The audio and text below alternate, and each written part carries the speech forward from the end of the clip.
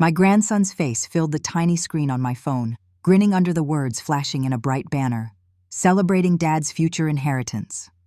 The music from upstairs was a dull, predatory thud against my ceiling.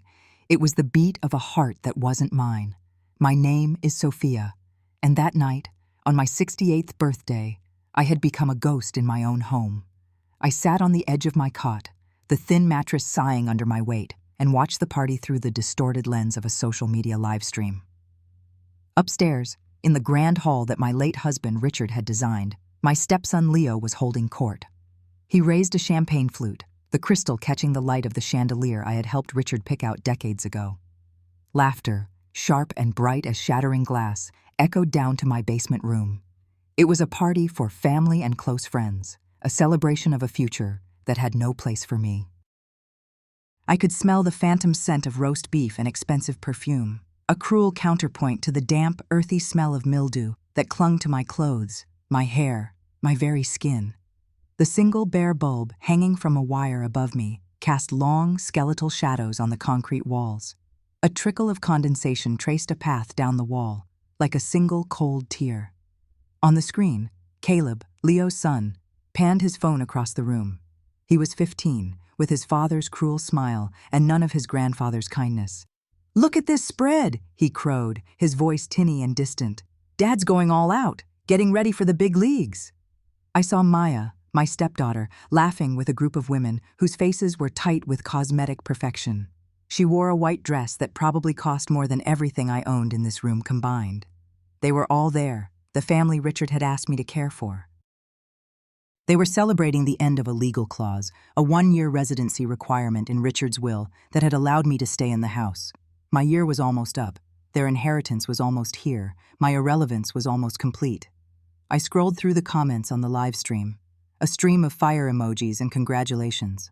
One person asked, "Where's Sophia?" Caleb laughed, a short barking sound. He didn't answer. He didn't have to. The silence was the answer. I closed the phone, plunging my small room back into its usual dimness. The thudding music was a constant physical pressure. I pressed my hands against my ears, but the vibration traveled through the floor, up the legs of the cot, and into my bones. It was a reminder that I was buried, alive, beneath the weight of their joy. No one came down. No one sent a text. The only proof that I had turned 68 was the date on my phone and the profound ache of being forgotten. I lay back on the cot, pulling a thin, scratchy blanket up to my chin, and listened to the ghosts of my life celebrating my extinction. The silence of the late night eventually gave way to the cold, gray light of morning. The party was over. The house was still, save for the hum of the ancient boiler in the corner of my room. I hadn't slept.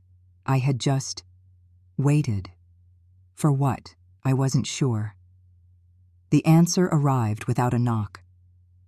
The basement door swung open, and Maya stood there, silhouetted against the brighter light of the hallway. She was already dressed in expensive yoga attire, her hair in a perfect, sleek ponytail. Her presence felt like an intrusion of a different, more sterile world. "Sophia," she said. Her voice was a placid, practiced calm, the kind she used on her wellness blog followers. It was a voice that feigned empathy while delivering a verdict. "We've decided to turn this space into a meditation and yoga studio. It has better feng shui. The energy down here needs to be cleansed." She surveyed my small, damp room as if it were an unfortunate stain she was about to scrub away. Her eyes slid over my cot, my small stack of books, the framed photo of Richard on my nightstand, without registering any of it as part of a life. It was just clutter. I sat up, the blanket pooling in my lap. My own voice felt foreign in my throat, rusty from disuse. Where will I go?" Maya waved a dismissive hand, a gesture of magnanimous inconvenience. "You can move your things to the garage. There's a cot there." She didn't wait for a reply. She didn't ask if I was okay with it. Her gaze was already distant, looking past me, mentally placing yoga mats and Himalayan salt lamps where I now sat. She was redecorating my life away. She turned and walked back up the stairs, leaving the door open. The sliver of hallway light felt like an accusation. The garage. I pictured it. the concrete floor stained with oil. The smell of gasoline and old tires. The boxes of discarded junk piled high against the walls. A space for things that were broken or no longer needed. A space for storage. I stood up and walked to the small, grimy window set high in the wall. Through it, I could see the perfectly manicured lawn, still wet with morning dew. Richard had loved this garden. He had said it was the heart of the home. I looked at my reflection in the dirty glass, a pale, tired woman with gray hair and eyes that had seen too much. They were putting me in storage. I felt a coldness spread through my chest, a feeling so deep and absolute it was almost peaceful. It was the numbness that comes after the initial shock of a mortal wound. I had made a promise to a dying man. I had promised I would care for his children, that I would give them the space to heal from their own mother's loss. I had kept my promise. I had endured their casual cruelty, their escalating contempt, their utter erasure of me. But as I stood there, staring at the world outside my prison, I understood that this was not healing. This was a sickness. And being locked in the dark, cold garage was not the end. It was the beginning. They had finally pushed me too far. They had mistaken my silence for weakness. They had mistaken my patience for surrender. They had forgotten who I was. And I was about to remind them. My name is Sophia. I am 68 years old, and my world has shrunk to the size of a promise. Before the quiet halls of this mausoleum of a house, before my hands were chapped from washing dishes that were never mine, I lived a life of the mind. It was a world of electric impulses, of synaptic gaps, and the beautiful, chaotic cartography of human consciousness. I am a neuroscientist, or at least, I was. That person, Dr. Sofia Alatorre, with her peer-reviewed papers and university accolades, is a ghost that only I can see. No one in this house knows her. To them, I am a fixture, a piece of furniture that came with the estate, less valuable than the porcelain vases and certainly less loved. But I remember the scent of old paper and ozone in the university libraries where I spent my youth, the thrill of a hypothesis proving true, the quiet hum of a laboratory after midnight.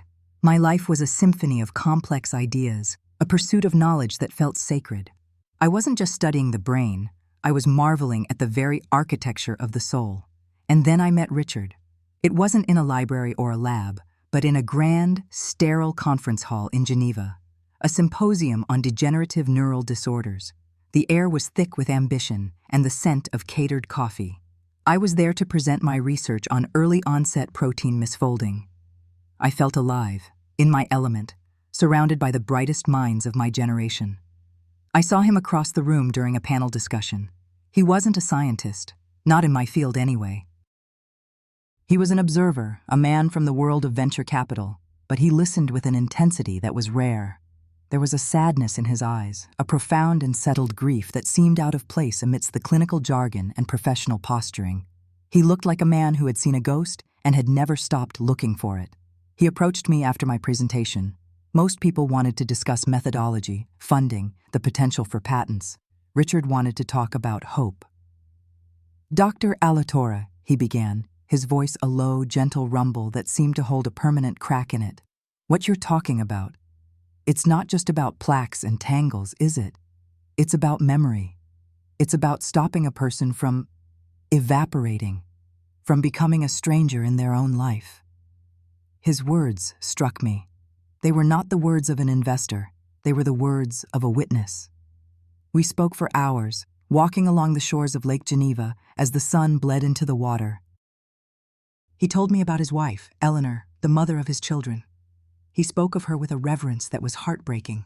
She was, in his telling, a force of nature, vibrant, brilliant, a painter who saw the world in colors no one else could. He described her death not as a single event, but as a long, drawn-out vanishing act. A tragic accident was the official story, a car crash on a rain-slicked road. But as he spoke, I sensed the shape of the hole it had left was more complex, more jagged. He described a deep, unshakable melancholy that had clung to her in the final years, a shadow that the light of their love could not fully dispel. Her death didn't just take her from him. It shattered the world for him and their children, Leo and Maya.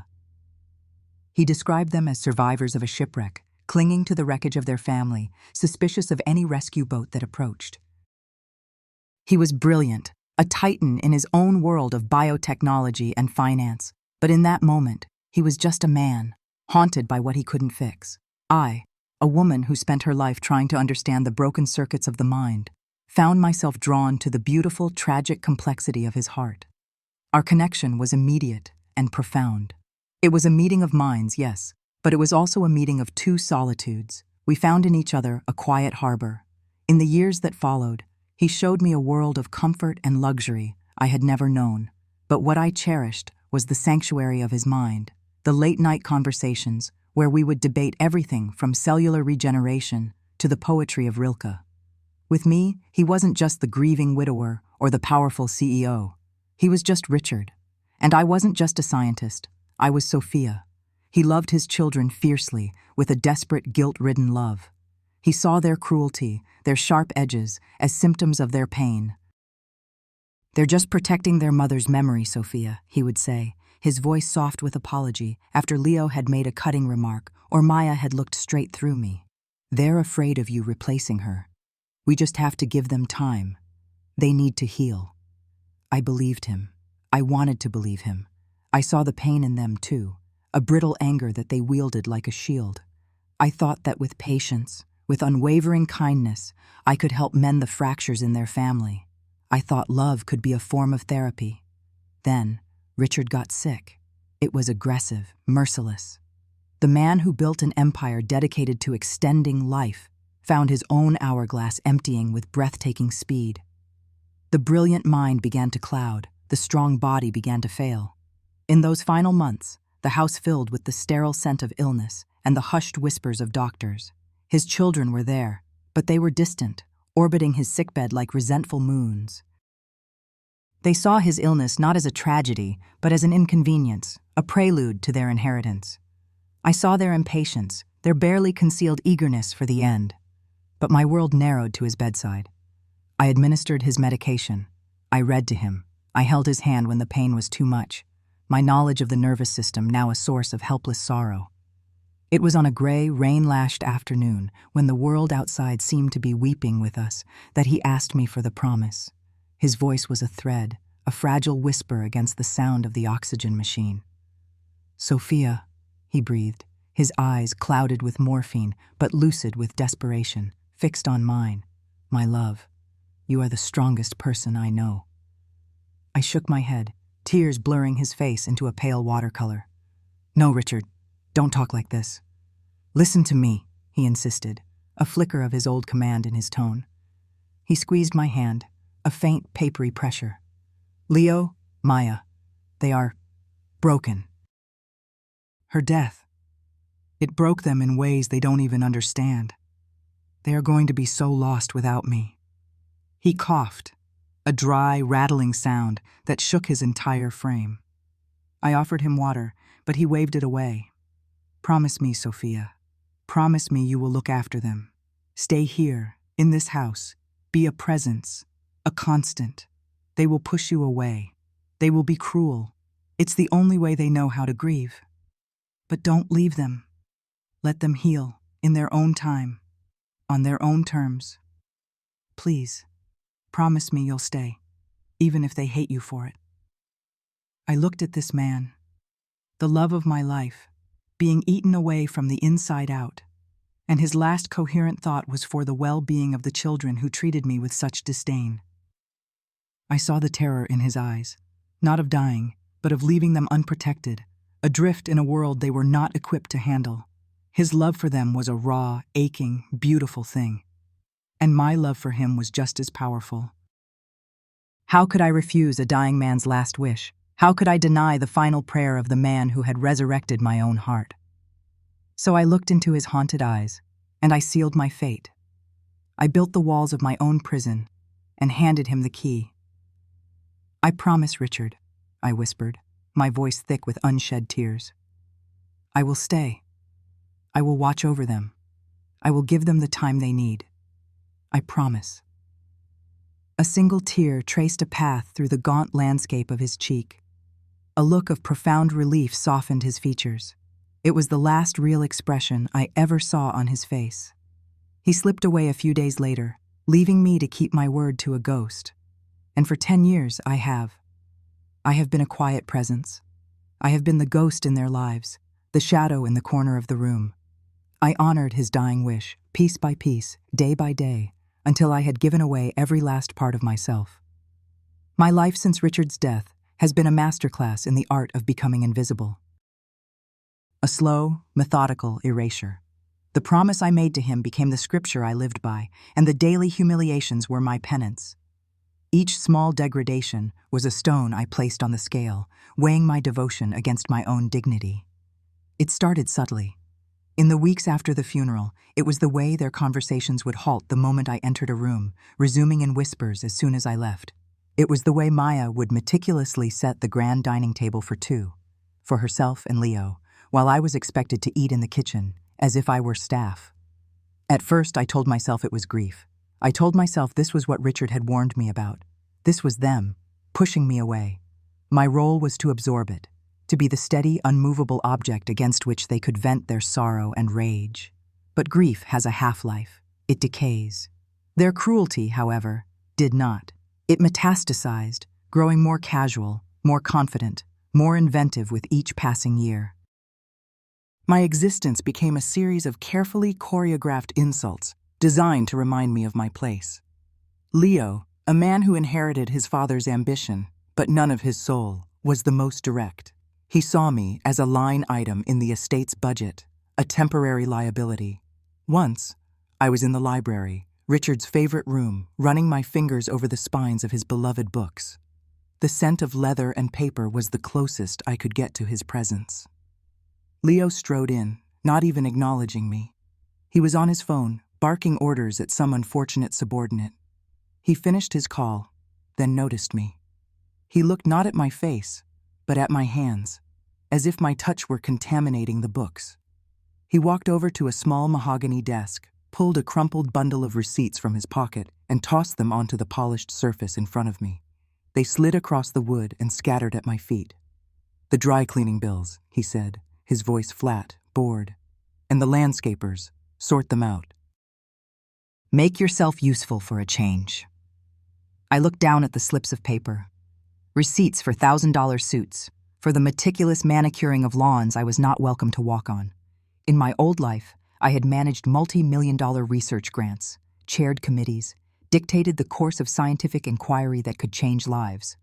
Now, my usefulness was reduced to itemizing Leo's laundry expenses. I knelt, my old joints protesting, and gathered the receipts. I didn't look at him. I simply said, "Of course, Leo." I could feel his smirk as he walked away.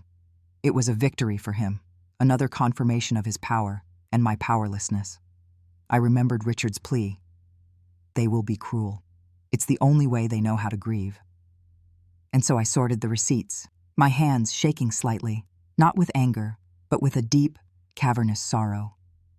Chloe, Leo's wife, was a different kind of artist in her cruelty. Hers was a more modern, polished form of malice, executed with a smile and a filter. She was a woman who lived her life through the lens of a smartphone, curating a perfect existence for her online followers. Her favorite subject was her family. She would stage elaborate photo shoots in the house. The three of them, Leo, Chloe, and their son Caleb, posed by the fireplace at Christmas, their sweaters coordinated, their smiles bright and hollow. They'd be in the garden in summer, laughing over a pitcher of iced tea, the picture of inherited bliss. She would post these images with captions that dripped with a saccharine irony that was lost on her thousands of admirers. # family first. # blessed. # making memories. The comments would flood in. What a beautiful family. You guys are goals. So much love in one picture. I would see these posts later, usually while I was in the kitchen, eating the leftovers from the lavish dinners they had just enjoyed as a family. I would scroll through the images on the old tablet Richard had given me, a portal to a world that was happening in the same house but on a different plane of existence.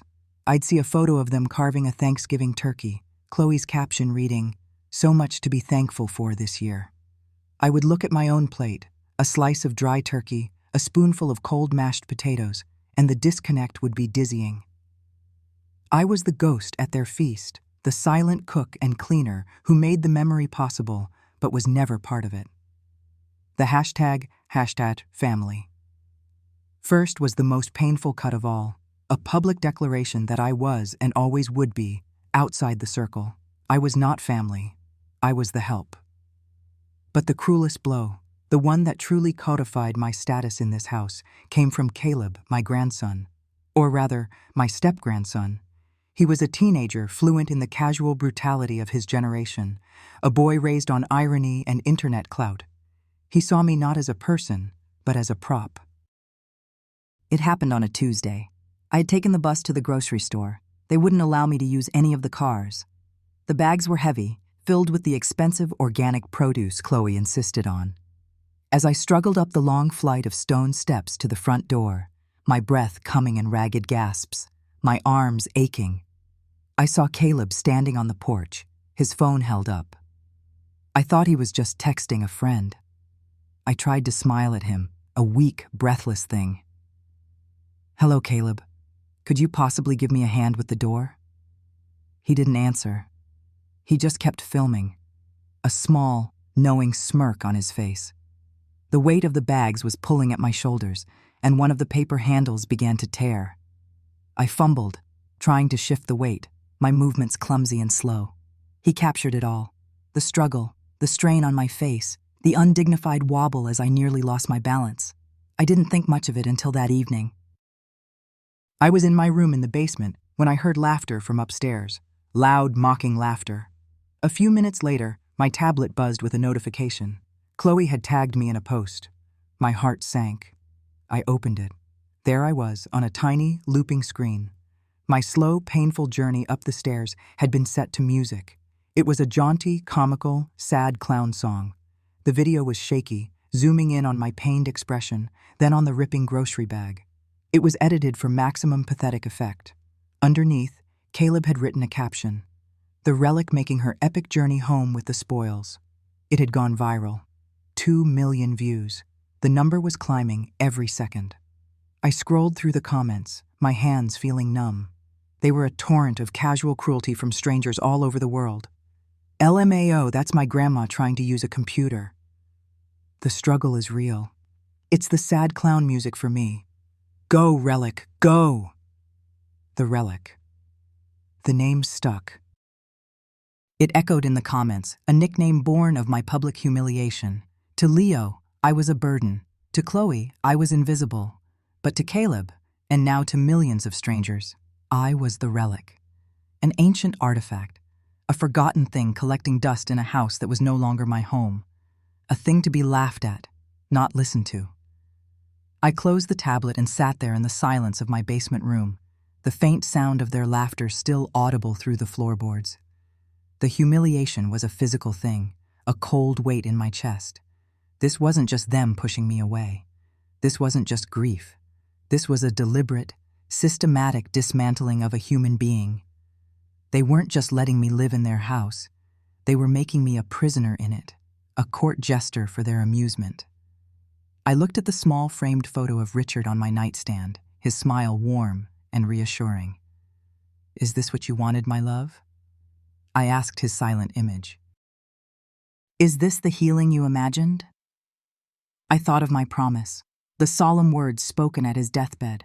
It felt less like a sacred vow and more like a life sentence, a cage I had willingly stepped into, whose bars were forged from love and grief. And with every passing day, with every tossed receipt, with every filtered photograph, with every mocking video, the children I had promised to protect were reinforcing those bars, making sure the Relic never forgot her place. The cruelty began to metastasize, spreading from the quiet, personal slights into the very air of the house. It became a topic of open conversation, a business plan discussed over meals I was not invited to share but was expected to serve. The days had fallen into a rhythm of erasure. I would wake in the damp chill of the basement, the smell of earth, and neglect my morning coffee. I'd ascend the stairs to the gleaming kitchen, where the scent of freshly brewed espresso and toasted brioche hung in the air like a taunt. and I was permitted to eat only after they were finished, and only what they had left. Sometimes, Clara, Leo's wife, would scrape the remnants of their plates onto a single dish for me with a flourish of theatrical charity, a performance for an audience of none. "Don't want you to starve, Sophia," she'd say, her voice dripping with a sweetness more poisonous than arsenic. They had taken to eating their dinners later, a fashionable hour that meant I spent most of the evening on my feet, waiting in the shadows of the formal dining room. The room itself was a monument to Richard's taste. A long mahogany table polished to a mirror shine, chairs upholstered in deep velvet, a crystal chandelier that scattered rainbows across the walls. I was never offered one of those chairs. My place was standing by the sideboard, a silent sentinel, holding a plastic cup of tap water while they drank vintage Bordeaux from glasses so delicate they seemed to hum. One evening, the whispers became proclamations. Leo, swirling his wine, stared at a point on the far wall, but his words were aimed at me, each one a carefully calibrated dart. "The market is peaking," he announced to his wife and sister. "I was talking to our agent today. A house like this, in this location, we could get an offer within a week. A spectacular offer." Maya, who had been scrolling through her phone, looked up, her eyes bright with avarice. "Finally, I saw the most divine little penthouse downtown. The maintenance fees are astronomical, of course, but with the estate settled." She trailed off, a sly smile playing on her lips. "We just have to wait out the clause," Leo continued, his voice louder now, a deliberate breach of the room's quiet elegance. "Once the old woman's 1-year residency clause from Dad's will is up, we cash out. The old woman, not Sophia. Not even her. I had been demoted from a person to a legal inconvenience, a line item in their financial strategy. I felt my hand tighten around my plastic cup, the cheap material creaking in protest. My gaze drifted to the portrait of Richard that hung over the fireplace. His eyes, so full of life and love in the painting, seemed to watch the scene, a silent, impotent witness just like me. I had promised him. I had promised I would give them time, give them grace, allow them to heal from the loss of their mother and then him. But this wasn't grief. This was a rot that had set in long ago. "We can finally get rid of all of his projects," Leo added, waving a dismissive hand toward the study. His projects. He meant the library of scientific journals, the prototypes for neural interfaces, the lifetime of work that had built the very fortune they were so eager to devour. He meant me. I was his final and most inconvenient project. Clara chimed in, her voice a high, whining counterpoint. "Thank God, this place has such dreary energy, and all those books, so dusty." She turned to her son, Caleb, who was mashing his designer-brand peas on his plate. "Caleb, darling, finish your food. When we move, Mommy will get you a new playroom with a climbing wall, not a stuffy old library full of boring papers." She looked directly at me then, a cold, triumphant glint in her eyes. Some things are just meant to be thrown away. The days that followed were a slow, methodical stripping away of my presence. The Wi-Fi password was changed, and when I meekly asked for the new one, Maya laughed and said, "What do you need it for? You can't TikTok your way out of the 20th century." They began having contractors come through the house. Men in boots would tramp through the halls, measuring rooms, their voices echoing with talk of gut renovations and maximizing resale value. They would sometimes glance down the basement stairs, their faces a mixture of pity and confusion before Leo would steer them away. "Just storage," he'd say breezily, "full of old junk." Their financial desperation became a palpable thing, a frantic energy buzzing just beneath their polished surfaces. I overheard Leo on the phone in the hall. His voice, usually so confident and booming, was a low, panicked hiss. "What do you mean? A final notice? I told you, the assets are tied up in probate. It's a matter of weeks, maybe a month at most." There was a clang as he slammed the receiver down, followed by a string of curses. A few moments later, he walked into the kitchen where I was washing their dishes, his face a mask of practiced calm. He saw me, and a flicker of raw fury crossed his features before he smoothed it away. He opened the refrigerator, pulled out a bottle of expensive water, and drank it down without a word, his eyes fixed on me the entire time, as if daring me to acknowledge what I had heard. Maya's credit cards were declined twice in 1 week. The first was a call from a boutique on Rodeo Drive, the second from a spa in Beverly Hills.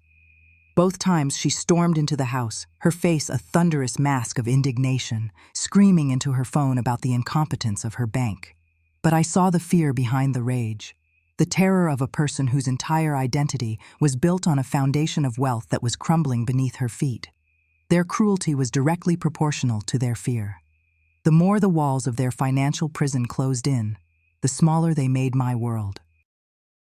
The television in the small den I was sometimes allowed to use was suddenly broken.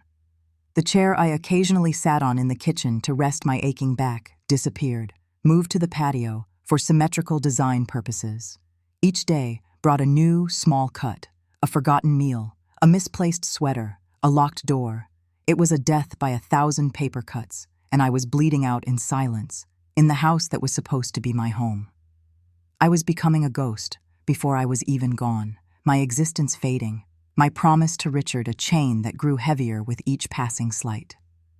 Then came the storm. It wasn't a gentle rain, but a furious, biblical deluge. The sky turned a bruised purple gray, and the wind howled like a grieving animal, rattling the grand windows of the mansion. Thunder cracked overhead, so loud and close it felt like the foundations of the house were splitting apart. Down in my basement room, the sound was magnified. It was a constant, deafening roar, the sound of a world coming undone. I had been trying to read one of my old textbooks by the light of a dim, bare bulb, the pages yellowed and soft with age. The words of Cahal and Dandy, my old mentors in spirit, were a small comfort, a reminder of a life where my mind was valued, where I was a creator, not a custodian of other people's comfort. It started as a dark stain spreading from the corner where the wall met the floor. A trickle. I watched it, a cold knot tightening in my stomach. I'd seen it happen before during heavy rains, a minor dampness that would recede, but this was different. The trickle became a steady seep, then a small, gurgling stream. The water was icy cold and smelled of wet concrete and deep earth. Panic, sharp and electric, shot through me, my possessions. It was a laughably small collection of things to represent a life of 68 years. A single cardboard box held everything that was truly mine. I scrambled to it, my knees protesting as I knelt on the cold floor. The water was already sloshing around my feet, soaking the bottoms of my trousers. I pulled the box onto the thin mattress of my cot, my only piece of furniture, but the water was rising faster now, no longer seeping, but pouring in from a crack in the foundation that had finally given way. It lapped at the legs of the cot. Inside the box were the last photographs of Richard and me, taken on our trip to the Amalfi Coast. His smile was so wide, his arm protectively around my shoulders. There were bundles of my research papers, tied with brittle string, years of work on neural decay and memory formation, my degree from Johns Hopkins, a small velvet pouch containing my mother's locket. They were not just things, they were the anchors of my identity. The water was up to my ankles. It was dark, silty, and unforgiving. It soaked the bottom of the cardboard box, turning it to mush. I saw the color from the photograph of Richard begin to bleed, his smile dissolving into a watery blur. I had to get help. Swallowing my pride, the bitter, familiar taste of it coating my tongue, I waded through the rising water to the stairs. I pushed open the door and was met with a wall of warmth, light, and laughter. The contrast was a physical blow. Upstairs, the storm was mere ambiance. They were in the main living room, a fire roaring in the hearth, the massive television screen flashing with the colors of some action movie. Leo, Maya, and Clara were sprawled on the plush sofas, glasses of whiskey in their hands, Caleb asleep on a pile of cushions. They were an island of cozy, insulated privilege, completely oblivious to the floodwaters rising just a floor below them. I stood there for a moment, dripping dirty water onto the pristine Persian rug, my shadow long and stooped in the firelight. My voice, when it finally came, was a reedy, pathetic thing. Leo. He didn't turn. He just raised his glass to the screen. In a minute. Leo, please, I said, a desperate edge creeping into my tone. The basement. It's flooding. The water it's rising fast. My things. This time, he turned his head slowly, his expression one of pure annoyance. He took in my soaked trousers, the puddle forming at my feet, my terrified face, and then he did something that stopped my heart. He laughed. It wasn't a small chuckle. It was a deep, hearty, genuine laugh of amusement. It echoed in the high-ceilinged room, louder than the movie, louder than the thunder outside.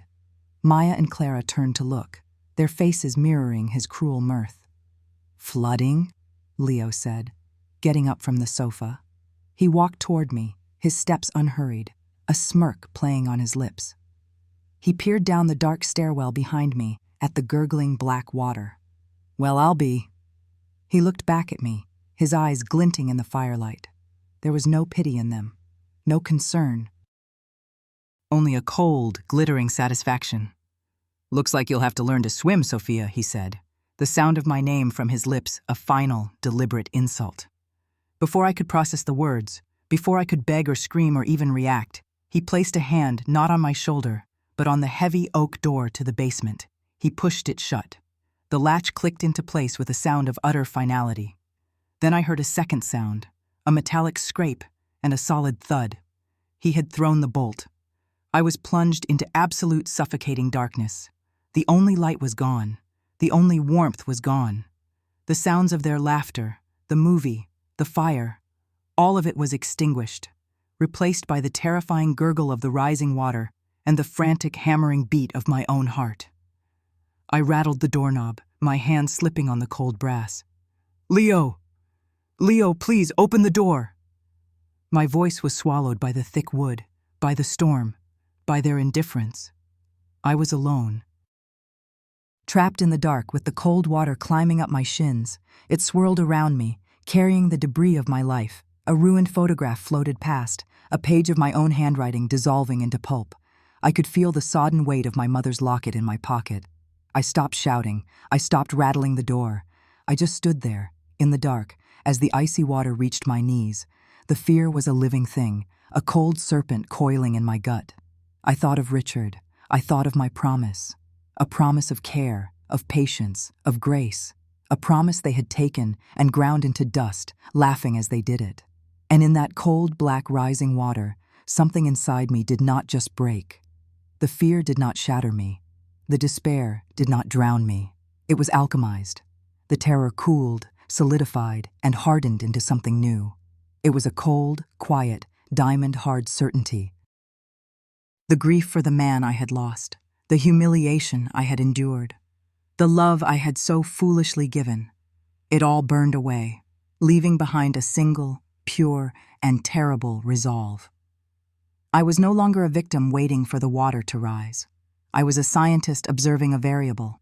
I was a strategist identifying an opponent. The promise to Richard was not broken, it was fulfilled. I had given them my grace. They had refused it. Now, I would give them my justice. Standing in the dark, my husband's legacy dissolving around my feet. I wasn't the old woman in the basement anymore. I was the foundation. And I was about to show them just how deep and how cold I could be. The silence in the basement had become a language of its own.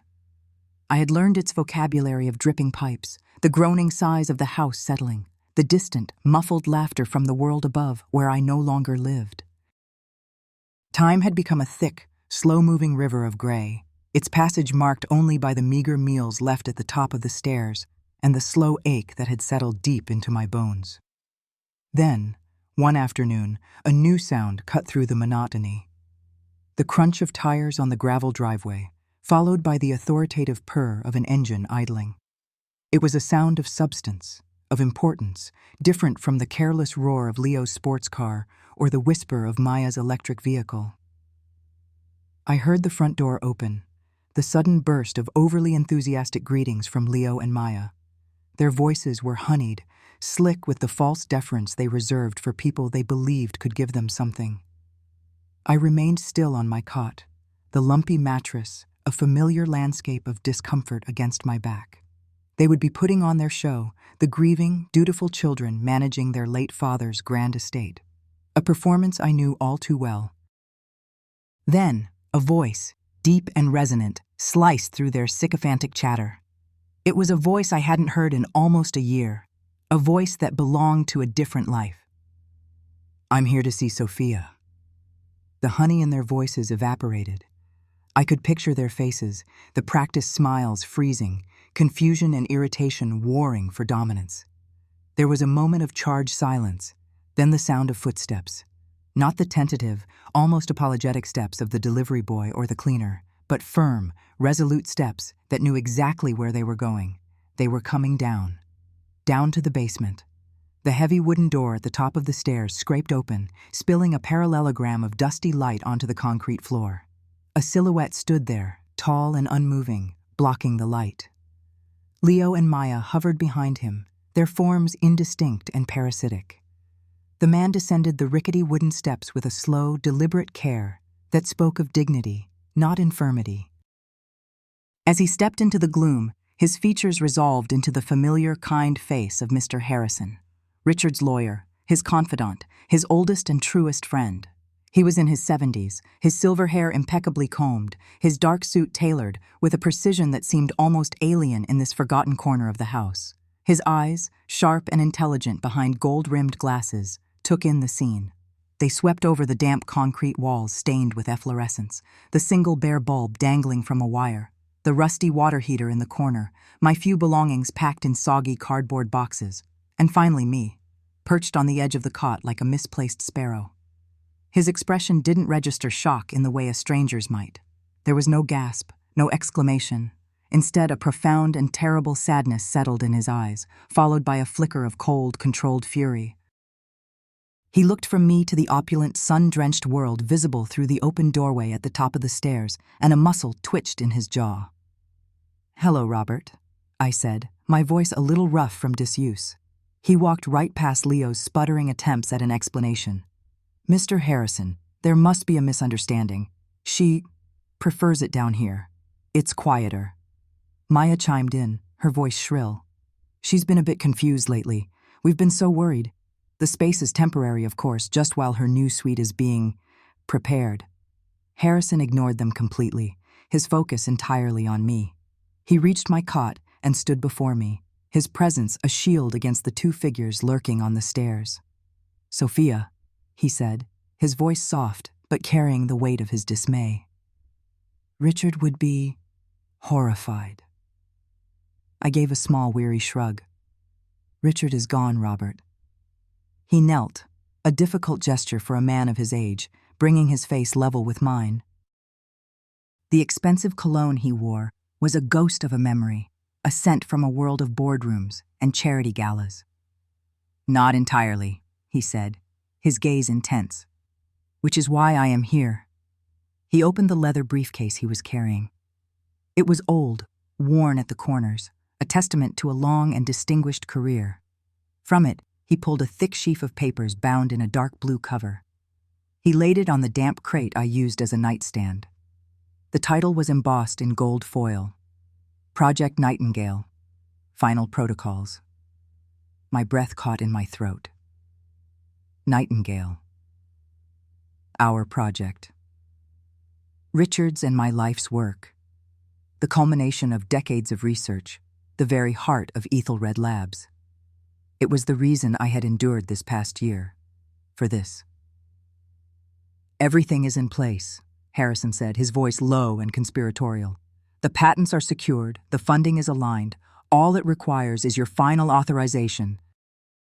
The signature of the chairwoman of the board. A tear, hot and unexpected, traced a path down my cheek. Chairwoman, a title that felt like it belonged to another woman, in another lifetime. For a moment, a flicker of the woman I used to be, the confident, respected neurologist, surfaced through the fog of exhaustion. But Harrison's expression was troubled. He hesitated, his gaze shifting towards the top of the stairs where Leo and Maya had finally, reluctantly, retreated, though I could feel their presence lingering like a bad odor. There is, however, a complication, a significant one. He drew out a second, thinner file from his briefcase. He opened it and laid a single document on top of the Nightingale protocols. Leo has filed an injunction with the state court. I stared at the paper, the dense block of legal text blurring before my eyes. An injunction? On what grounds? On the grounds of your supposed cognitive decline, Harrison said, his voice laced with disgust. He has submitted this document to the court. He pointed to a line near the bottom of the page. He is petitioning to be granted full power of attorney over all of Richard's intellectual property, citing your incapacitation. My eyes focused on the signature at the bottom of the document. Sophia Serrano. It was my name, written in a hand that was almost mine. The slant was correct. The loops of the F and L were just as I would make them. But it was wrong. A subtle tremor, a slight hesitation in the upstroke of the S. It was the signature of someone trying too hard, a soulless imitation, a forgery. It was a good one, disturbingly good, but it was as false as the smiles Leo and Maya had greeted him with. A cold dread, colder than the damp basement floor, seeped into me. This wasn't just about the house or the money anymore. This was a direct assault on my identity, my mind. They were trying to erase me, to have me declared a non-person, a senile old woman with no claim to her own life's work. They were using my quiet suffering, the very promise I made to Richard, as evidence of my decay. The sheer, breathtaking audacity of it left me speechless. He claims you have dementia, Sophia, Harrison continued, his voice grim. He's included a sworn statement detailing your erratic behavior, your confusion, your withdrawal. He's painting a picture of a woman who has lost her grip on reality. I looked from the forged signature to Harrison's grave face. The single bare bulb above us hummed, casting long, dancing shadows. The world, which had already shrunk to the size of this subterranean room, suddenly felt like it was closing in, the damp walls pressing against my chest. They weren't just trying to lock me in the basement. They were trying to lock me inside a prison of their own making, a legal cage from which there might be no escape. We can fight this, I said, my voice barely a whisper, but a new fire was beginning to burn through the cold dread. The fire of a scientist presented with a problem, the fire of a woman pushed too far. We can prove it's a forgery. We can challenge the competency claim. Harrison nodded slowly, but his eyes held no easy reassurance. Proving a forgery of this quality is difficult and time-consuming. And the competency claim, that's where they've been truly insidious. He took a deep breath, as if bracing himself to deliver another blow. To counter their petition, the court will require an independent medical evaluation of your cognitive state. I took the liberty of reaching out to a respected geriatric specialist in the city to arrange a preliminary consultation. Hope, fragile as a bird's wing, fluttered in my chest. I was a neurologist. A medical evaluation would be my vindication. I knew the tests, the questions, the protocols. I could pass them in my sleep. And, I prompted, leaning forward. And I was informed, Harrison said, choosing his words with surgical precision, that you are already under the care of a local physician, a Dr. Albright. The name meant nothing to me. I had not seen a doctor since before Richard passed away. I don't know any Dr. Albright. I'm not surprised, Harrison said, his mouth a thin, hard line. My investigator did some checking. Dr. Albright is a close personal friend of Maya's. They are in the same tennis club. They attend the same charity functions. He has already submitted a letter to the court, a medical opinion, stating that he has been monitoring you for the past several months at the family's request. The air left my lungs. A phantom doctor, a traitor to his own profession, bought and paid for with promises of wealth or social standing. His letter, Harrison continued, the disgust in his voice now palpable, claims that you exhibit classic signs of advanced senile dementia. Memory loss, disorientation, paranoia. He is prepared to testify to that effect under oath. I sank back onto the cot, the lumpy mattress groaning in protest. It was a perfect, vicious trap. My word against a doctor's. A reclusive old woman, kept hidden in a basement, against a respected local physician. Leo's forged signature granting him power, and Maya's medical puppet ready to certify my incompetence. They had weaponized my age, my grief, and my isolation. They had turned my silent endurance into a symptom of madness. Every kindness I had shown, every insult I had swallowed, was now being twisted into a thread in the net they were weaving around me. So, they have a legal document and a medical expert, I murmured, the pieces clicking together with sickening clarity. And what do we have? We have the truth, Harrison said, his voice a low growl. And we have Project Nightingale. But a truth no one will listen to is just a story. And a project you are deemed unfit to command is just a piece of paper. He looked at me, his gaze unwavering. They think they have you cornered, Sophia. They believe the ghost in the basement has no moves left to make. I was silent for a long time, the hum of the light bulb the only sound. I looked at my hands, the skin thin and spotted with age, but the fingers still long and steady. These were the hands that had conducted delicate neurological experiments, that had written papers that changed the very understanding of synaptic function. And now, they were the hands of a woman who had to prove she was still herself. The despair was a physical presence, a heavy cloak threatening to smother the small flame of defiance that had ignited within me. They had thought of everything. For every move I could make, they had already prepared a counter, using the very systems of law and medicine that were supposed to protect people like me. Days bled into one another after Harrison's visit. The encounter had changed the texture of my confinement. Before, it had been a state of passive endurance. Now it was a strategic waiting game. Hope was a dangerous, flickering candle in the overwhelming darkness of my situation. Harrison was working, he'd assured me in a brief, encrypted message on a burner phone he'd slipped me. But he warned that the legal process was a slow, grinding beast, especially when fighting against prepared lies. The behavior of my stepchildren changed.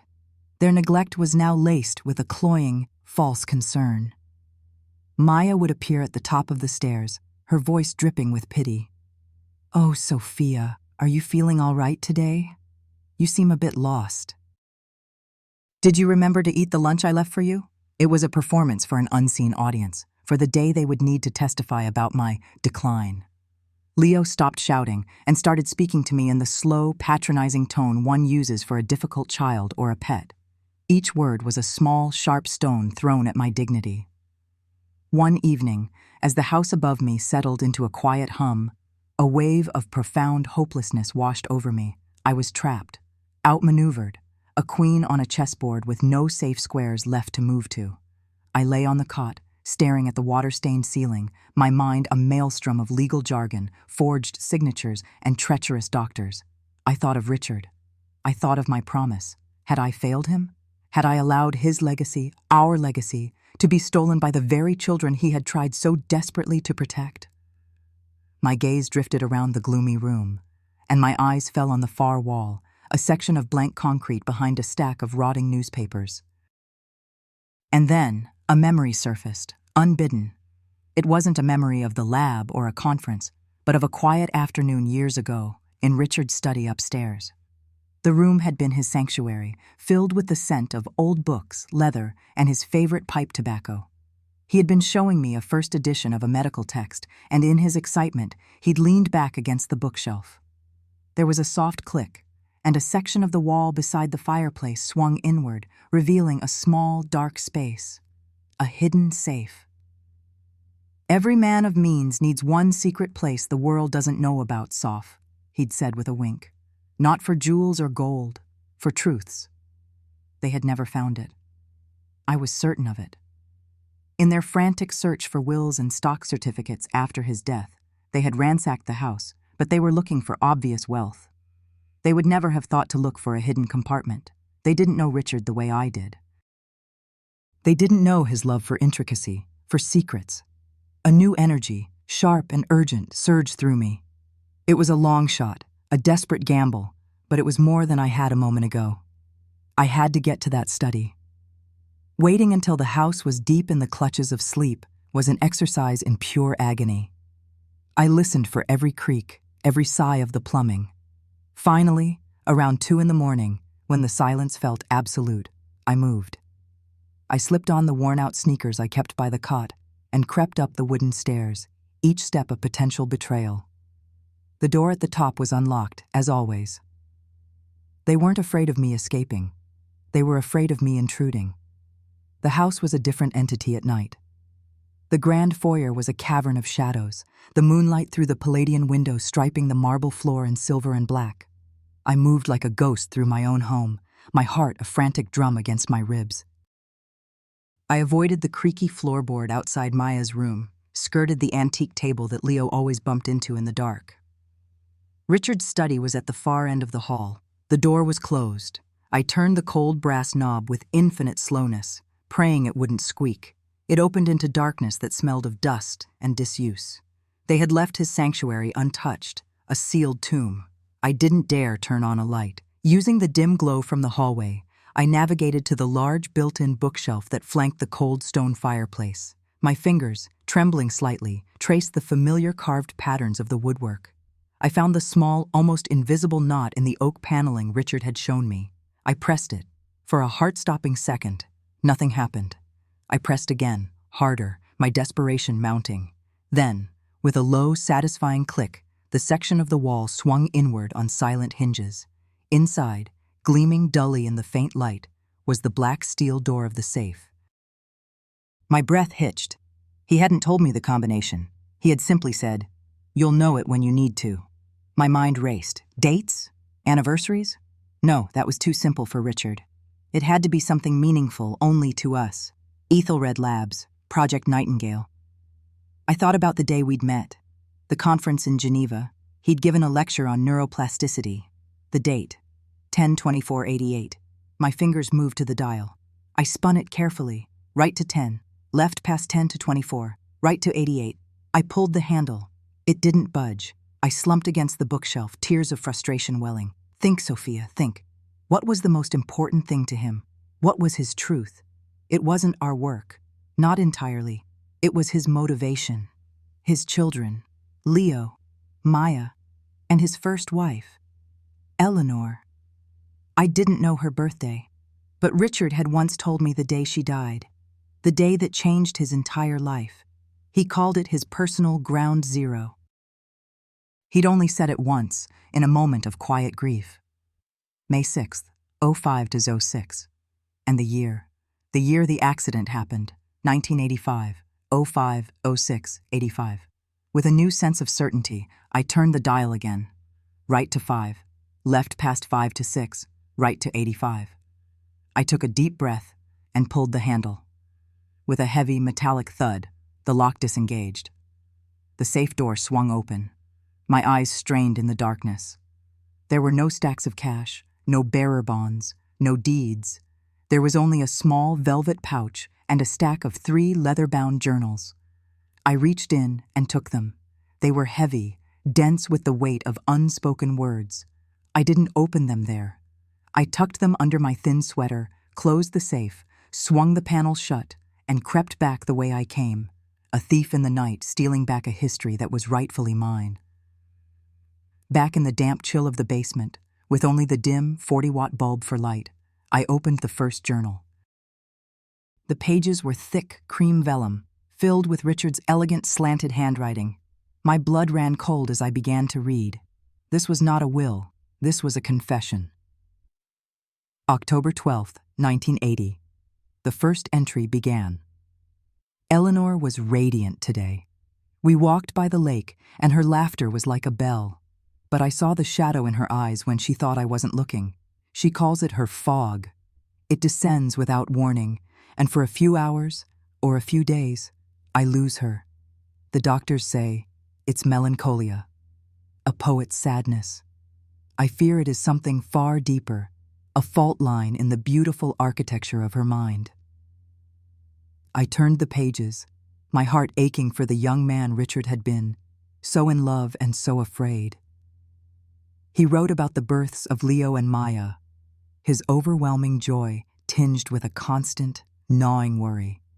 He chronicled Eleanor's decline, not into sadness, but into something more terrifying: paranoia, delusions. Episodes where she wouldn't recognize him, where she accused him of plotting against her. Then I came to the entry I had been dreading. May 7th, 1985. She is gone. The official report will read accident. A slippery road after a spring shower, a loss of control. Sheriff Thompson is a good man. He understands the need to protect the children. But there was no rain yesterday. The sun was shining. The road was dry. I found the note in her jewelry box this morning. It only said, "The darkness is winning. I can't let it have them too." She didn't lose control of the car. She relinquished it. A final, desperate act to outrun the storm inside her own head. I have lied to my children. I have lied to the world. I don't know if God will ever forgive me, but I pray they will. I had to put the journal down, my hand shaking so violently I could barely hold it. Suicide. It wasn't an accident. Richard had constructed a fiction to shield his children from a devastating truth. I picked up the second journal. It was filled with medical terminology, research notes, consultations with geneticists and psychiatrists all over the world. June 11th, 1986. I have a name for the demon that took her. A rare hereditary neuropsychiatric disorder. It lies dormant, then expresses itself in early adulthood, manifesting as extreme narcissism, a lack of empathy, paranoia, and an eventual total break from reality. And God help me, it is hereditary. A 50% chance of being passed to each child. I look at Leo, at his casual cruelty to small animals when he thinks no one sees. I look at Maya, and the effortless way she manipulates her schoolmates. I see the echoes. I see the shadow of their mother in them. My breath hitched. The cruelty. It wasn't just greed. It was a symptom, a dark echo. The final journal detailed the founding of our company, Ethelred Labs. I had always thought it was a name Richard chose for its Anglo-Saxon gravitas. But he explained it here.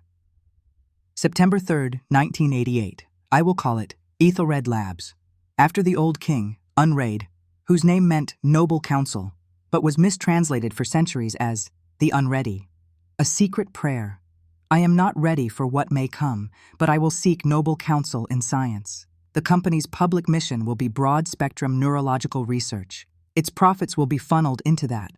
But its secret purpose, its true heart, will be Project Nightingale. It will not be a for-profit venture. It will be a medical trust. A search for a treatment, a cure. Not for the world, for them. It is the only inheritance I can truly give them. Not a fortune to squander, but a chance at a life free from the prison that took their mother. I closed the final journal, the cold leather a stark contrast to the burning truth that was flooding my entire being. It recontextualized everything. My promise to Richard wasn't to babysit two greedy, cruel adults. It was a promise to a dying man to stand guard over his afflicted children, to see his life's work to its completion, to deliver the cure he had spent his fortune to create. They thought they were fighting me for an inheritance. They had no idea that the inheritance itself was a myth. The only legacy Richard had left them was a desperate, all-consuming mission to save them from themselves. And I, the ghost in their basement, was the sole executor of that final, tragic will. The game had not ended. A new one had just begun. The water that had filled my prison had receded, but the cold remained. It wasn't just the damp concrete seeping into my bones. It was a new crystalline cold that had settled in my soul. The shock of Richard's diary, the raw horror of his words, had burned away the last vestiges of my grief-stricken passivity. The woman who had promised to protect his children was still here, but the promise had been reforged in the icy waters of their cruelty. I was no longer a caretaker. I was an executor. The diary, now dried and wrapped in protective plastic, was a holy text of my new purpose. It wasn't about revenge. It was about fulfilling the true, desperate legacy Richard had left behind. Not a fortune to be squandered, but a cure to be found. And to do that, I had to dismantle the very people he had tried to shield. My path forward was illuminated by their own blinding arrogance.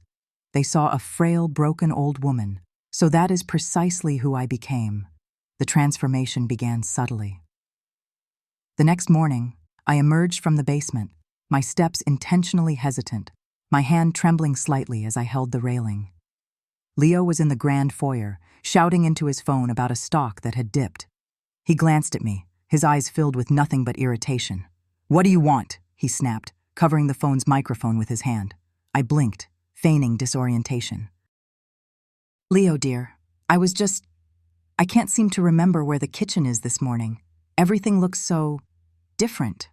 He let out a short, incredulous laugh. "Are you serious?" He pointed a manicured finger down the hall. "It's been in the same spot for 20 years, Sophia. Get a grip." He turned back to his phone call, dismissing me completely. I shuffled in the direction he had pointed, a faint, vacant smile on my lips. Good, I thought, the word echoing in the cold, clear space of my mind.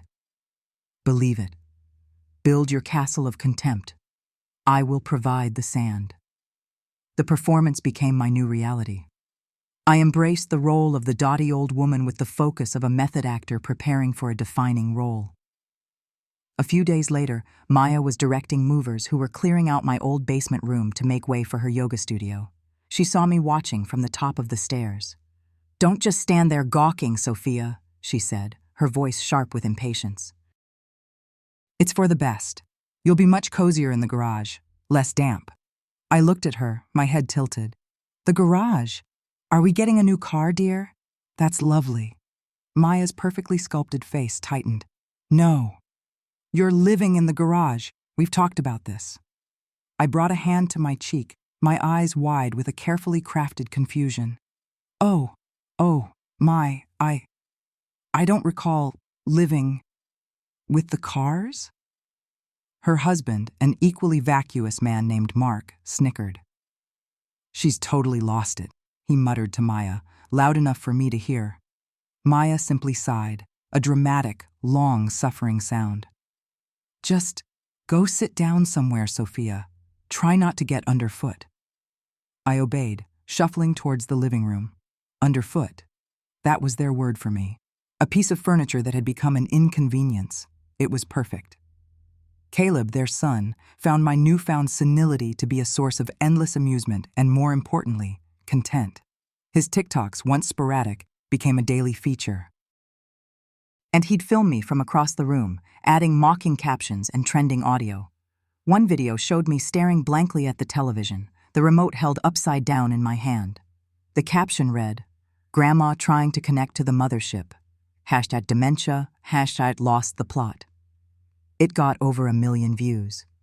Another showed me asking Chloe, Leo's wife, the same question 3 times in a row about what day it was. "The human goldfish," the text overlay read. I never let them see that I knew. I would catch my reflection in the dark screen of the television or a polished silver tray and see the mask I wore, the slack jaw, the distant gaze, the slight tremor in my hands. But behind the eyes they saw as vacant, I was a scientist, observing, recording, calculating. Each TikTok, each sigh of exasperation, each condescending remark was a digital footprint, a time-stamped piece of evidence. They weren't just mocking me. They were building my case, brick by gilded brick. They were documenting their own cruelty, their own callous disregard for the entire world to see. And I, the ghost in their machine, let them. I encouraged it with every forgotten name and misplaced object. Their arrogance was the stage, and I was setting the scene for the final act. But my days were a carefully constructed duality. By night, the frail, confused woman they locked in the damp garage disappeared. The garage, a cold, oil-stained space they had deemed my final resting place, became my boardroom. After they had retired to their luxurious bedrooms, consumed by their petty dramas and financial anxieties, I would wait.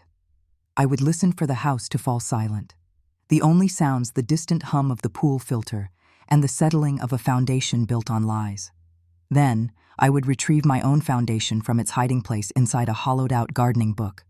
A sleek, black satellite phone provided by Harrison. It had no SIM card, no traceable signal. It connected directly to a secure, encrypted network. With the press of a single button, the garage was no longer a tomb. It was the nerve center of Ethelred Labs. My first call was always to Dr. Anya Sharma in Boston. Anya had been my most brilliant protege at MIT, a mind as sharp and uncompromising as my own. When I stepped back to care for Richard, I had handpicked her to become the public-facing CEO of Ethelred. The world saw her as the driving force, the young visionary. The board, however, knew the truth. They knew who the architect was. Sophia, her voice came through, crisp and clear, cutting through the silence of the garage. All systems are green. How are you holding up? The environment is hostile, but the subject is stable, I replied, a touch of our old academic humor in my voice. The mask was off. The dithering old woman was gone. Here in the dark, I was myself.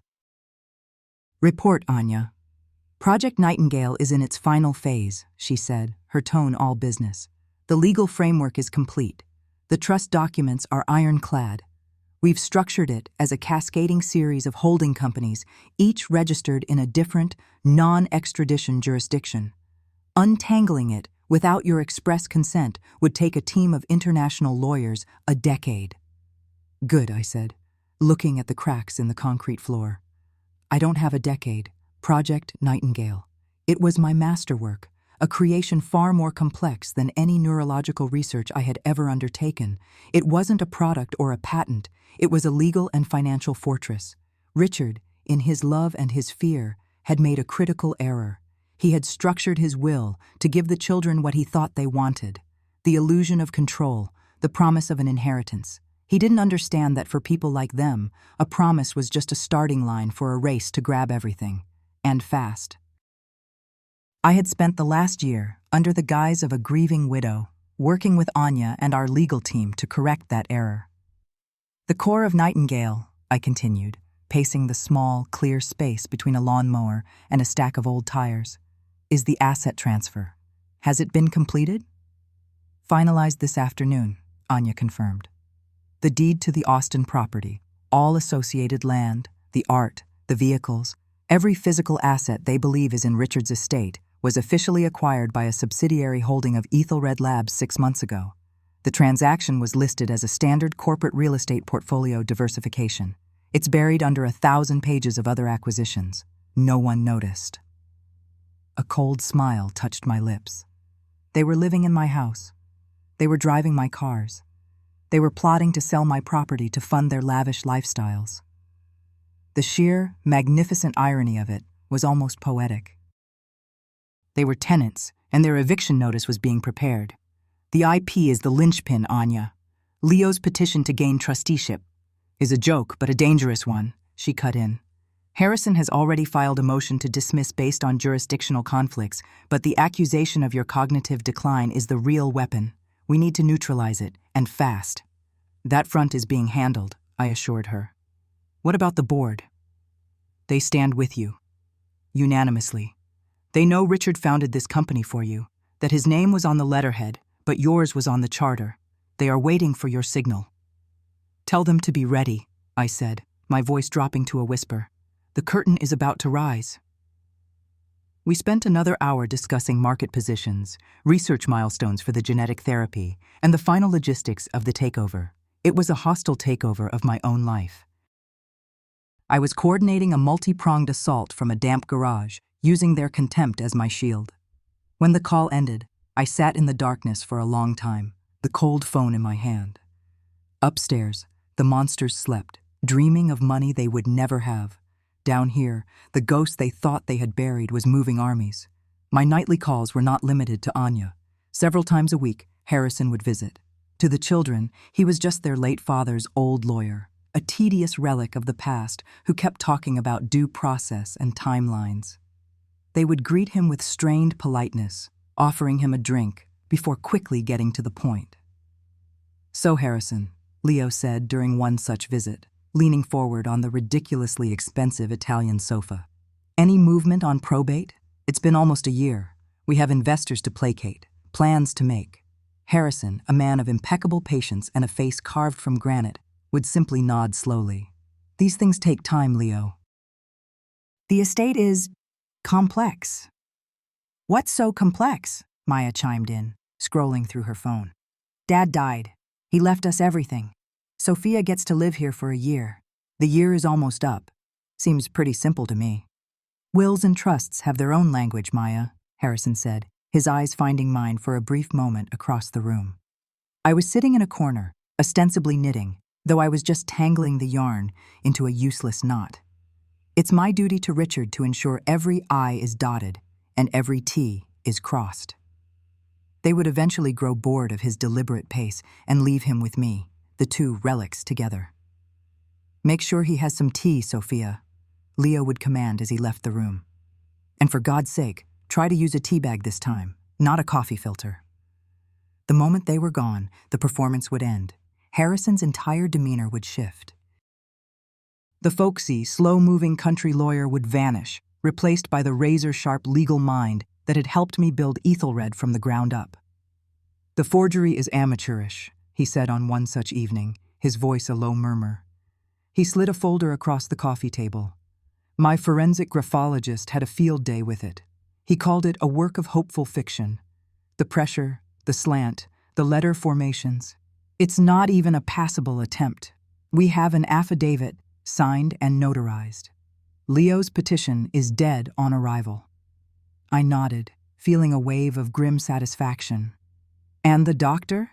The one they paid to diagnose my senility? Harrison's lips thinned. Dr. Evans, a local GP with a gambling problem, it turns out. A little pressure from the state medical board, and he'll be singing like a canary. But we can do better than simply discrediting him. We need to present an irrefutable counter-narrative. You reached out to her?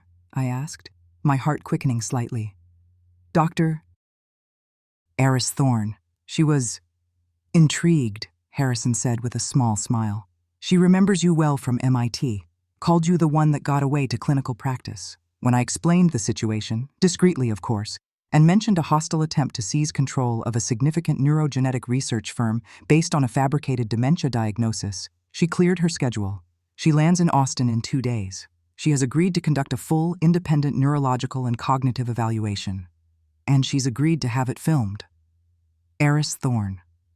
Her name was a legend in the field, a Nobel laureate. Her word was gospel.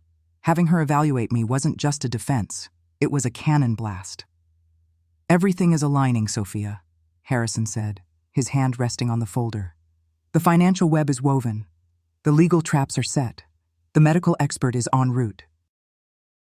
They are walking into a slaughterhouse of their own design, and they're still busy admiring the paint on the walls. I looked past him, through the large bay window, to the manicured lawn outside.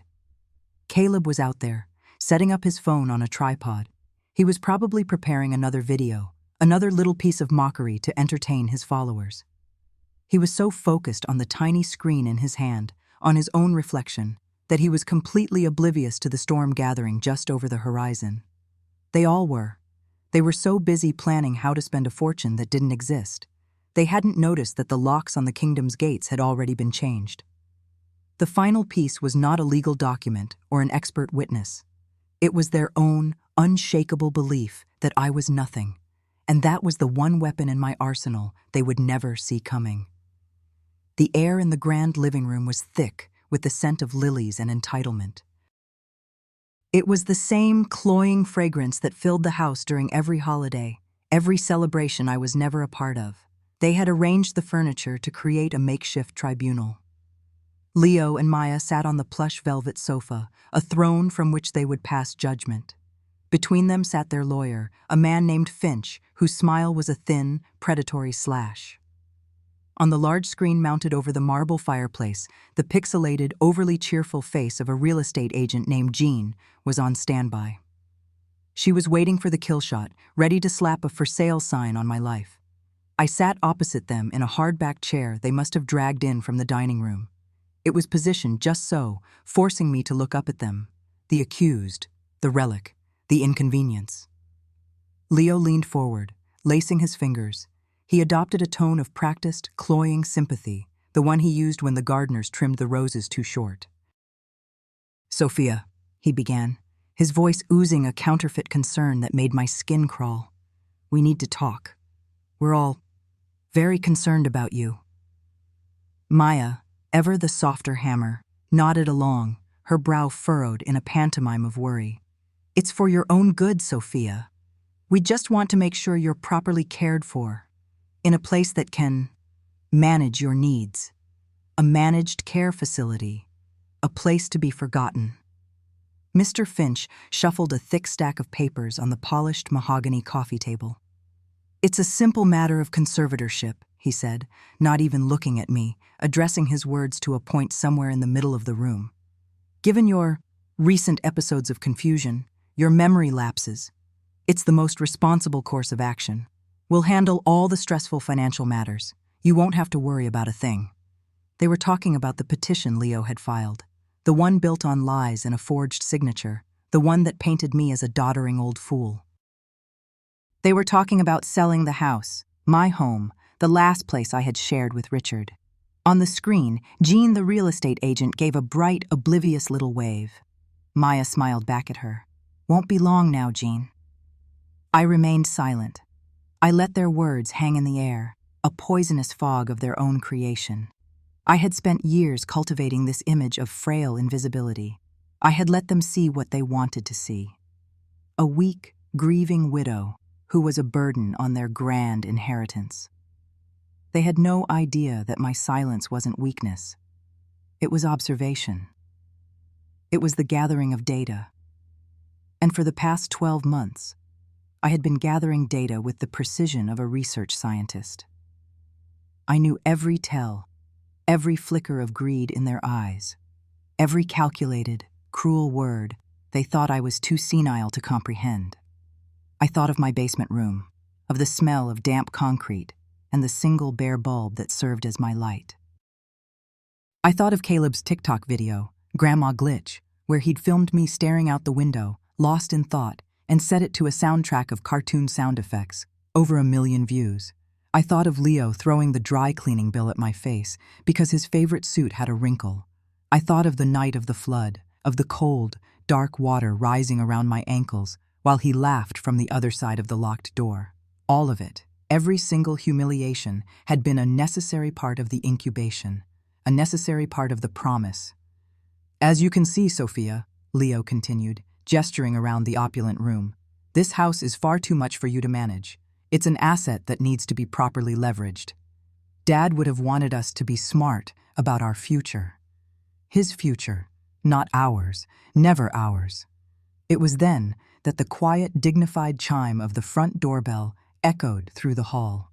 Leo's brow furrowed in annoyance. Who the hell is that?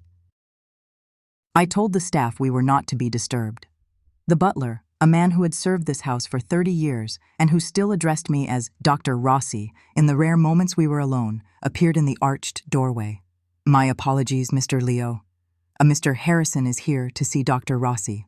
He says it's regarding the family meeting. Leo and Maya exchanged a confused look. Finch's smug expression faltered for the first time. Harrison? He muttered. Arthur Harrison? Yes, sir, the butler said, his face a perfect mask of professional indifference. Before Leo could object, a man stepped into the room. Mr. Harrison was the antithesis of everything in that space. He was tall, dressed in a simple, perfectly tailored gray suit, and moved with an economy of motion that spoke of immense, contained power. He was Richard's oldest friend, our lawyer, and the executor of a will they had never truly understood. He wasn't alone. Behind him were 2 other figures. The first was a woman in her 50s with intelligent, piercing eyes and an air of unimpeachable authority. Dr. Anjali Sharma, the head of neurology at Johns Hopkins, whose published papers on cognitive longevity were legendary in my field. The second was a man who looked like he was carved from granite, Dr. Elias Vance from MIT, the foremost expert in forensic document analysis in the country. The atmosphere in the room didn't just shift, it underwent a complete phase transition. The temperature seemed to drop 10 degrees. The air crackled with a new, unwelcome energy. Leo, who had been lounging like a lord on his velvet throne, slowly sat up straight. Maya's hand instinctively went to her pearls. Mr. Finch's face had gone from smug to ashen. On the screen, Jean, the real estate agent's chipper smile froze, her eyes darting around as she tried to comprehend the sudden change in tone. "Harrison," Leo said, his voice tight. "What is this?"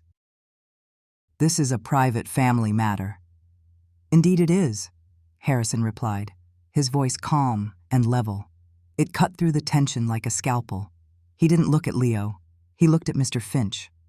"I was informed a meeting was taking place concerning my client, Dr. Sophia Rossi. I am here to represent her interests. These are my associates, Dr. Sharma and Dr. Vance. They are here to provide expert clarification on a few points." He walked calmly to the marble coffee table. He didn't ask for permission. He moved with the quiet authority of a man who owned not just the room, but the very ground it was built on. Leo and Maya watched him, their eyes wide with a mixture of anger and a dawning, terrible sense of dread. The trap they had so carefully set was suddenly crowded with unexpected predators, and they were no longer sure who was the hunter and who was the prey. For a long moment, Harrison said nothing. He simply allowed the silence to stretch, to press down on them. He let them stew in their own confusion, their arrogance turning sour in their mouths. Mr. Finch began to fidget, shuffling his fraudulent papers as if they could offer him some protection. Leo opened his mouth to speak, to bluster his way back into control, but Harrison raised a hand, a small, almost imperceptible gesture that silenced him instantly. Then Harrison reached into his leather briefcase and removed a single, slender document bound in dark blue. He didn't flourish it. He didn't slam it down. He placed it on the marble table with a soft, definitive thud that seemed to echo in the cavernous room. It lay there between them, innocuous and devastating. "What is that?" Maya whispered, her voice barely audible. Harrison finally turned his gaze to her, then to Leo. It was a cold, dispassionate look, the kind a scientist gives a specimen under a microscope. "This," he said, his voice devoid of all emotion, "is the founding charter and articles of incorporation for a company you may have heard of, Ethelred Labs." Leo scoffed, a raw, nervous sound. "Of course we've heard of it. It was Dad's company, our inheritance." "Was it?" Harrison asked softly. He gently tapped the cover of the document. "You see, that's the first of several misconceptions we need to clear up today." He opened the document to a bookmarked page, turning it so they could read it. He didn't need to. He knew its contents by heart. Article 1, Name and Purpose. Harrison read, his voice resonating with calm, irrefutable authority. "The corporation, known as Ethelred Laboratories, is founded for the purpose of advanced biomedical research." He paused, letting the words sink in. Article 4, Founders and Principal Shareholders. He looked directly at Leo. "You might want to pay close attention to this part." He slid the document across the marble table. Their eyes fell upon the typed words, upon the elegant, strong signatures at the bottom of the page. I watched their faces. I watched the smug certainty curdle into slack-jawed disbelief. I watched the blood drain from Leo's face, leaving it a pasty, mottled gray. Maya's hand flew to her mouth, a choked gasp escaping her lips. "As you can see," Harrison continued, his voice as smooth and cold as the marble, "your father, Dr. Richard Sterling, was a brilliant man, a visionary researcher, and he was an employee, the lead researcher, to be precise, the founder, visionary, primary shareholder, and eternal chairwoman of the board of Ethelred Labs is, and always has been." He paused, letting the final crushing weight of the truth land upon them. "Dr. Sophia Rossi." He used my maiden name, the name of the woman I was before I became their father's wife, the name of the scientist, the name of the woman who built an empire they never even knew existed. A name they had never bothered to learn. Leo's head snapped up, his eyes wild with denial. "No, that's impossible. It's a trick. It's a forgery," he sputtered, jabbing a trembling finger at the document. "She's a confused old woman. She couldn't—" "A forgery?" Dr. Vance spoke for the first time. His voice was a low, gravelly rumble that commanded attention. "Mr. Sterling, I have personally authenticated that signature against a dozen verified samples from Dr. Rossi dating back to 1988. It is unequivocally genuine. However," he added, pulling another, thinner folder from his own briefcase, I also analyzed the signature on your petition for conservatorship, the one claiming Dr. Rossi willingly signed over her rights to you. He placed his report next to the charter. That one, I can state with 99.8% certainty, is a clumsy and frankly insulting fake. Mr. Finch, their lawyer, made a small, strangled sound. He looked like he was about to be physically ill. And he was staring at Dr. Vance, as if he were the Grim Reaper. But Leo wasn't listening. He was still fixated on the only thing he thought he had left. His face was flushed, a vein throbbing in his temple. "The house!" he yelled, his voice cracking. "Fine. She owns the company. But the house? My father's will left us the house." He looked around the room, at the priceless art, the antique furniture, as if hugging it all with his gaze. "This is ours! You can't take this from us!" Harrison let the outburst fade into the shocked silence. He looked at Leo with an expression that bordered on pity. It was the look of a man explaining a terminal diagnosis. "I'm afraid you are mistaken again," he said, his voice dropping to an almost conversational, yet lethal tone. Richard was a man of immense talent, but not immense wealth. Not on his own. He was a salaried researcher. A very well-paid one, to be sure, but his entire lifestyle, this house, the cars, the staff, it was all funded. "Funded by who?" Maya asked, her voice a fragile thread. "By the company, of course," Harrison said. "This house was never purchased by Richard Sterling. He never owned it. It was purchased in 2008 by a holding corporation named Ethelred Assets, LLC. He paused, letting them try to process the name. "Which in turn is a wholly owned subsidiary of the parent company, Ethelred Labs." The last remnants of their world crumbled. I could see it in their eyes. The foundation of their entire existence, the wealth, the status, the house itself, was sand, and the tide was coming in. Harrison continued, his voice relentless and precise. "You haven't been living in your inheritance, Leo. You have been living in corporate housing. For the past decade, you have been, in legal terms, tenants. Occupants living here as a professional courtesy extended to a valued employee and his family, a courtesy extended after his death by the chairwoman of the board." He gestured towards me. "Courtesy of Sophia." The word hung in the air. Tenants. "And as the legal representative for the owner of this property," Harrison said, his voice sharpening to a fine point, "I am hereby delivering you this." He slid a final, crisp envelope across the table. It was stark white against the dark wood. "That is a formal notice. Your tenancy is terminated. You have 30 days to vacate the premises." Silence. A profound, ringing silence, broken only by the hum of the air conditioning and the sound of Jean, the real estate agent on the screen, finally understanding something was terribly wrong and quietly disconnecting the video call. Her pixelated face vanished, leaving only a black, silent screen, like a dead eye staring back at them. Mr. Finch slowly closed his briefcase. He stood up, his face pale and slick with sweat. He didn't look at his clients. "I believe my services are no longer required," he muttered, and practically fled the room. He knew he'd been party to attempted fraud against one of the most powerful and private corporations on the eastern seaboard. He was running to save what was left of his career. Leo just stared at the eviction notice. He didn't touch it. He looked at me, truly looked at me for the first time, not as a piece of furniture or an annoying ghost, but as the architect of his ruin. The confusion in his eyes was slowly being replaced by a horrifying, dawning comprehension. It was Maya who finally broke. Her carefully constructed facade shattered, and all that was left was a terrified, bewildered child. Her voice was a whisper, raw, and laced with a pain that was, for the first time, genuine. "But why?" she asked, her gaze fixed on me. "Why all this? Why would you let us? Why would you live in the basement? Why would you let us treat you like that if you were this?" She gestured vaguely at the documents, at the room, at the wreckage of their lives. Why? I had been waiting for that question. It was the final key. I stood up. My back, which I had kept stooped in a convincing imitation of age and subservience for years, straightened.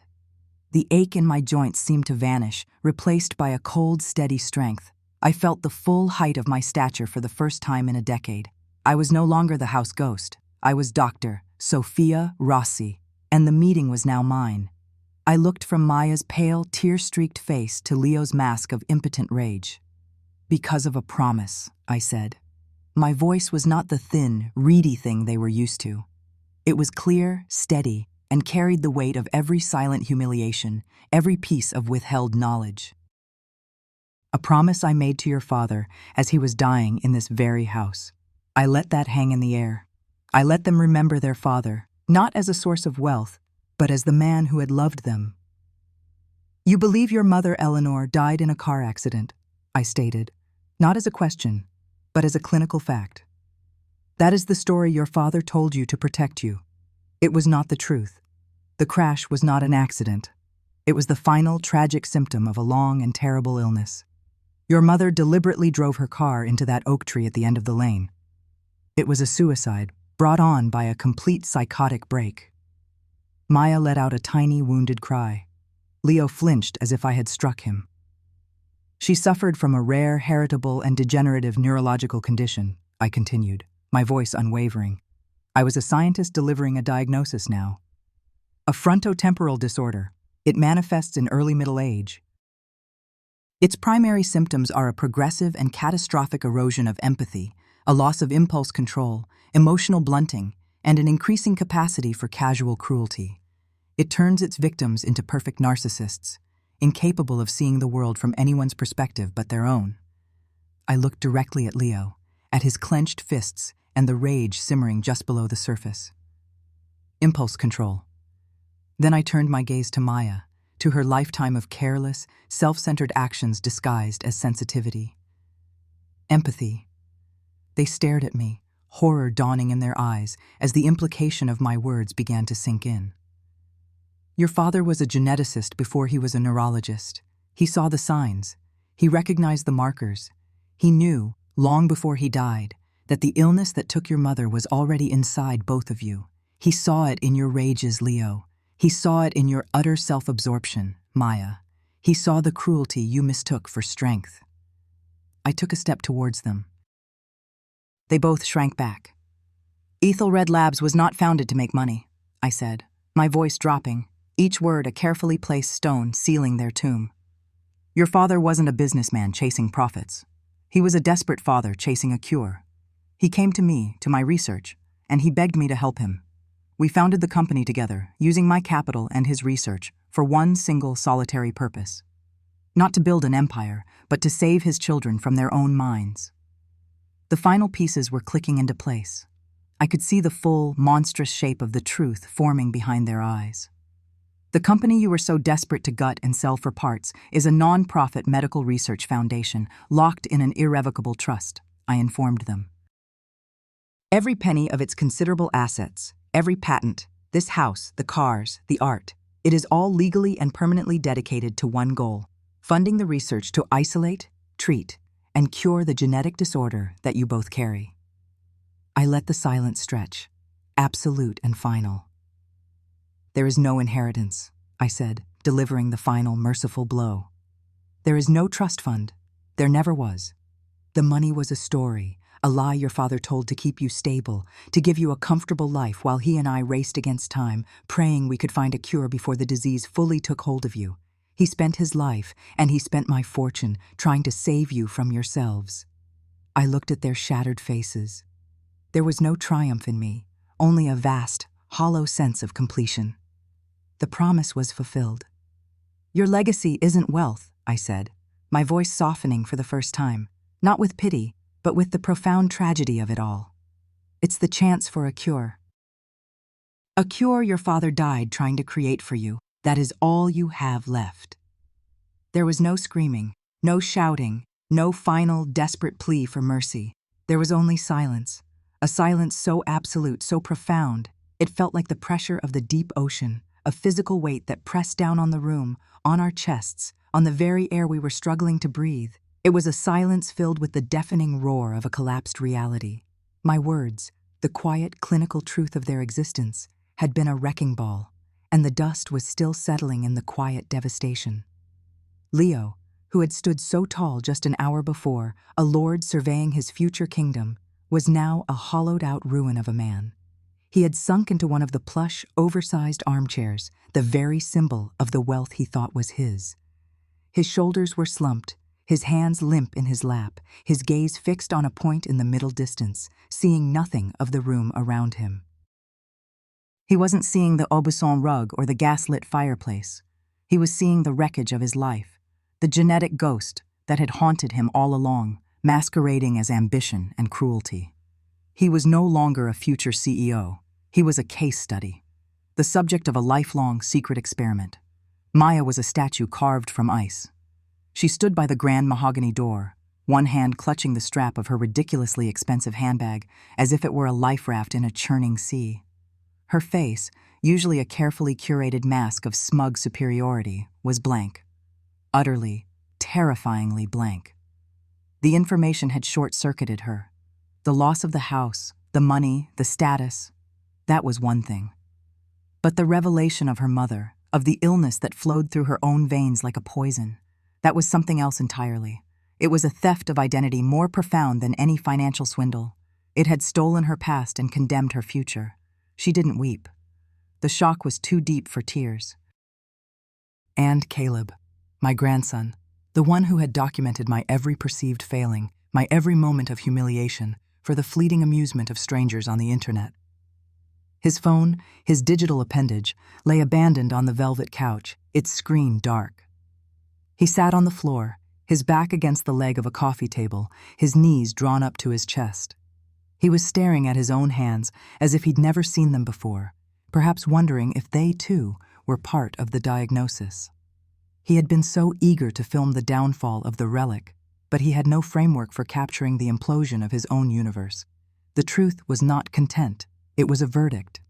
Mr. Harrison had been silent throughout my revelation, a stoic pillar of legal finality.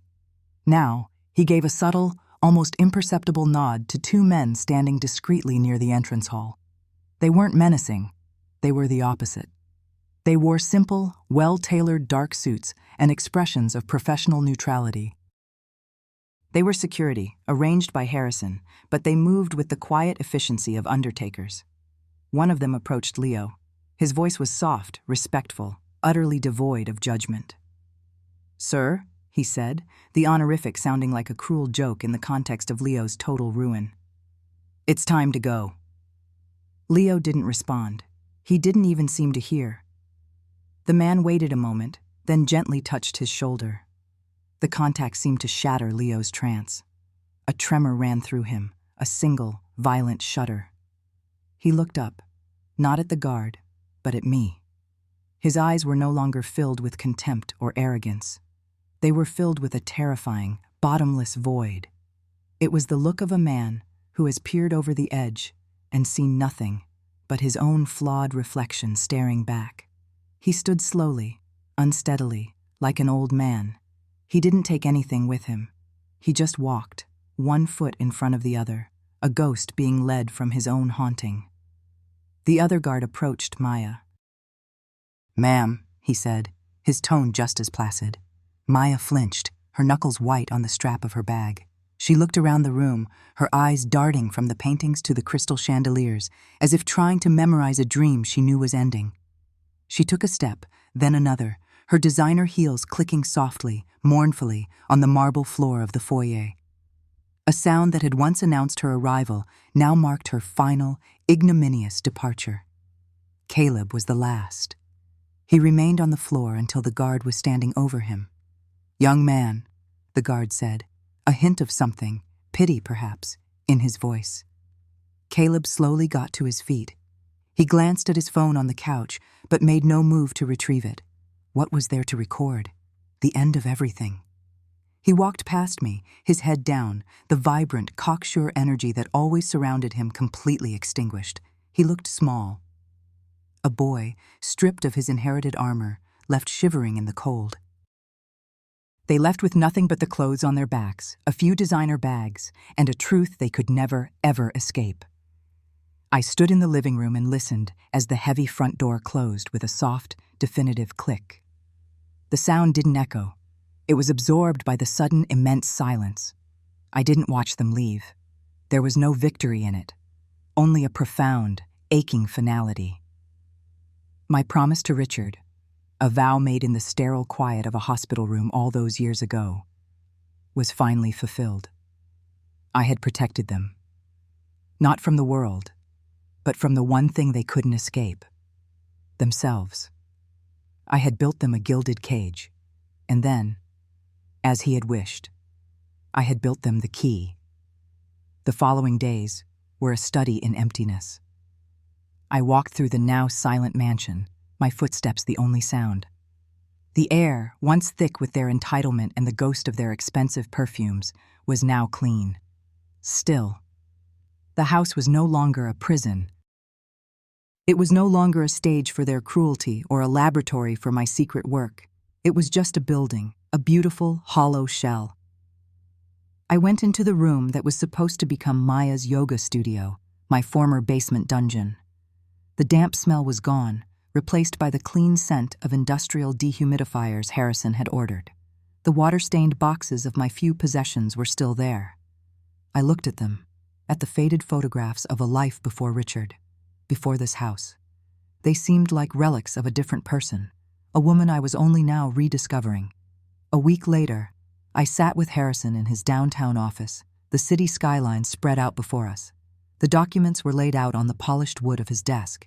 They were simple deeds of donation. I picked up the heavy, expensive pen. "Are you certain, Sophia?" he asked gently. "You could sell it. It's worth a fortune." "You've earned it." I looked out the window at the endless stream of people on the streets below, each living their own complex story. "It was never a home, Harrison," I said, my voice steady. "It was a research facility, a containment unit, and the experiment is over. I signed the first paper. Its new purpose will be better." With a few strokes of ink, the mansion, the symbol of their perceived legacy and my long servitude, was given to the city. It was to become a shelter for abused women, a place of refuge and new beginnings. I kept nothing of it, not a single piece of furniture, not a single piece of art.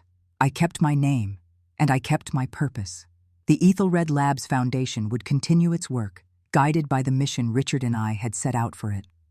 It would be there for them, for Leo, Maya, and Caleb, should they ever choose to seek its help. The resources to fight the darkness within them were now at their disposal, but that is their choice. Their battle to fight or to lose. My role as their silent, unthanked guardian is over. I am free. Not of the memories, perhaps, but of the obligation. I am free of the weight of their cruelty and the burden of Richard's tragic secret. I am no longer the invisible woman, the family relic relegated to the basement. I am a scientist, and I have work to do.